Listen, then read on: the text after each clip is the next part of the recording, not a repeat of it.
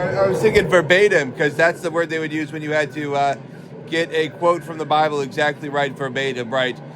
In some questions, you could get the essence of an answer, but if it was a Bible quote, you had to get the Bible verbatim, and they would have two different versions. They had the King James version and the New International version, and we always chose the New International version, right? Which is still my favorite version, right?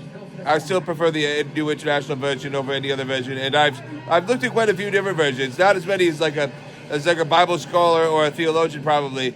Like a couple of the versions, like my pastor Ken, he liked the NKJV, the New King James version, which is close to the NIV, with the idea being that it kept a lot of the poetic elements of the KJV that the NIV doesn't prioritize as much. But if you read the Psalms in the NIV, they are quite poetic. So I would beg to differ. I'm sure they had some gifted poets working on the NIV. It was like the largest translation team of all time.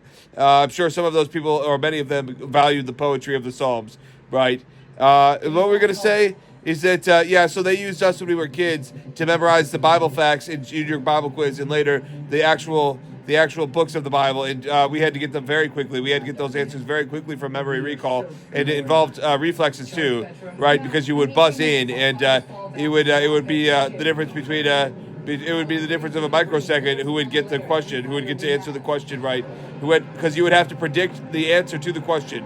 They would say, in the beginning, like and then you would guess, oh, he's going to say in the beginning. You would buzz in and you would figure it out. In the beginning, what did God do? He created the heavens and the earth, right? All they would get out is and you would buzz in and say, in the beginning, what did God do? He created the heavens and the earth. And more often than not, you would be correct. That's it, Josh. So it was kind of like Ender's Game in that sense. Now stop. You guys all.